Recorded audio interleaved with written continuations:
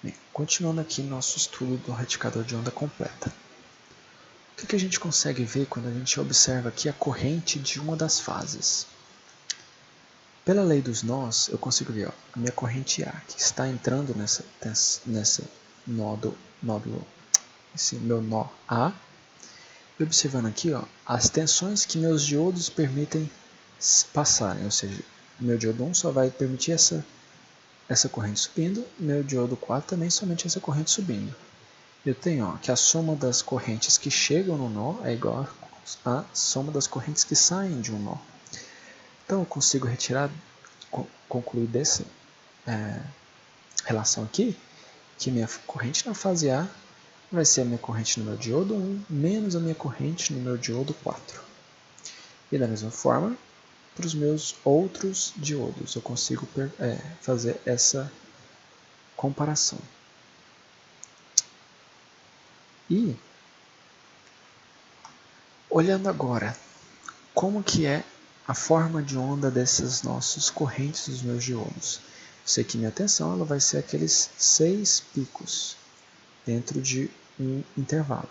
Se a minha carga é resistiva, minha corrente ela tem esse mesmo formato, esses mesmos picos. Ela acompanha perfeitamente o desenho da tensão. E eu sei que um diodo ele vai conduzir por 2 ciclos seguidos. Ou seja, cada diodo, dentro de um intervalo aqui, de 6 ciclos, de 6 picos, que dá 2π, ele vai conduzir 2 desses picos, de formas aqui consecutivas.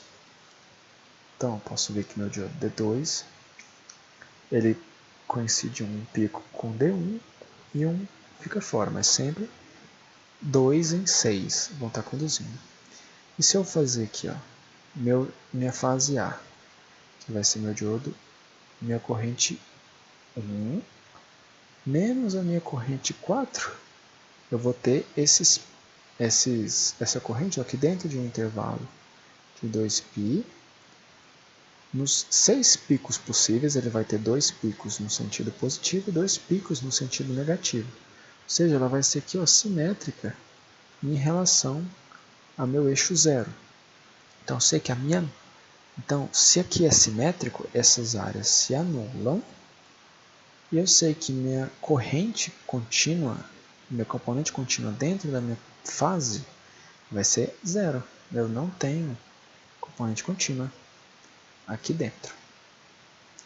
Resta agora eu conseguir perceber qual que seria essa minha corrente eficaz. Então, eu consigo estabelecer essas relações. Em relação, primeiramente, olhamos aqui nosso diodo. A gente sabe, se eu tenho aqui uma corrente contínua que é proporcional a esses 6 picos dentro de um período de 2π, se eu reduzo isso somente a 2 picos, ou seja, a 1/3 desses picos, eu posso dizer que a minha corrente média, ou minha componente contínua dentro da minha corrente no meu diodo, é 1/3 daquela fornecida à minha carga. E, por causa da relação de quadrados, eu sei que a minha corrente eficaz no meu diodo vai ser 1 sobre raiz de 3 a corrente eficaz fornecida à minha corrente. Isso aqui é válido se meus diodos respeitarem essa proporção de que em 6 picos eles vão conduzir somente em 2 desses 6 picos. E em relação às fases, eu sei que a minha média é zero, porque ele é simétrico em relação a zero dos meus picos. E eu vou estar conduzindo 4 destes 6 picos, eu vou ter corrente. Como eu elevo todo o meu sinal ao quadrado, esses valores negativos eles são também aproveitados. Eu fico com essa relação de raiz de 2 sobre 3 em relação às minhas tensões eficazes na fase e a minha corrente fornecida à minha carga. Olhando agora a minha tensão, meu formato de onda de tensão que eu entrego para a minha carga. Eu consigo utilizar o princípio da série de Fourier para poder descrever essa minha tensão. O que eu sei? Que essa minha tensão no tempo, ela é minha tensão contínua, que eu já calculei, 1,654 meu V de pico, sendo meu V de pico a minha tensão na fase, tensão de pico na fase, e componentes contínuas ou componentes alternadas proporcionais à frequência da minha onda, que eu sei porque ela tem 6 picos dentro de um intervalo, mesmo intervalo de 2π, da minha função original, da minha tensão de fase original. Eu sei que, na verdade, então, a frequência base da minha onda é 6 vezes a minha frequência original. Por exemplo, eu tenho uma frequência de 60 Hz na minha fonte, a minha frequência da minha oscilação entrega a minha carga nesse tipo de retificador vai ser de 360 Hz. Então, as minhas componentes harmônicas aqui já são de frequências que crescem muito rápido, porque ela começa com a sexta frequência e cresce de forma proporcional a múltiplos dessa frequência. Por isso que é n igual a 6, a 12, a 18 e por assim vai. Eu consigo aproximar cada valor desse meu de pico da minha tensão por esta relação aqui, dependente da minha tensão de pico na fase e da minha harmônica respectiva. Lembrando que esse ômega 0 é 2π vezes a frequência da minha fonte, das minhas tensões de fase. E a minha corrente pode ser também calculada em relação a essa minha tensão definida. Eu sei que a minha corrente média, a componente contínua da minha corrente, ela pode ser calculada pela minha tensão contínua, componente contínua, dividido pela minha resistência, porque a minha indutância, a minha frequência zero, seria zerada. Eu não teria um valor de indutância caso eu colocasse aqui um RL, por exemplo, uma carga RL. Já a minha corrente harmônica, ela vai ser atenuada pela minha impedância, porque essa minha impedância, na maioria das vezes, ela é um R mais um J ômega L. E esse meu ômega L, ele vai subir de acordo com a minha frequência, que já vai estar subindo bem expressivamente. Então, na maioria dos casos, a minha corrente ela vai ter somente a minha componente contínua como fator expressivo. Essas minhas correntes harmônicas elas vão já ser muito atenuadas, porque a minha componente na tensão já é atenuada por causa da formulação dela, e essa minha impedância ela vai crescer significativamente com a minha frequência. Então é bem comum que somente a minha componente contínua seja utilizada nos cálculos envolvendo esse tipo de retificador, no caso da corrente. E eu consigo determinar a minha potência entregue pela minha fonte fazendo raiz de 3, V de linha, corrente de fase, que é a fórmula de potência aparente mesmo para cargas trifásicas conectadas em estrela. E eu consigo saber que essa minha tensão de linha, o valor eficaz dela é fácil de obter porque a minha tensão da fonte é senoidal. Portanto, o valor eficaz é fácil de determinar. Aquela relação do pico dividido por raiz de 2, eu tenho a minha tensão eficaz.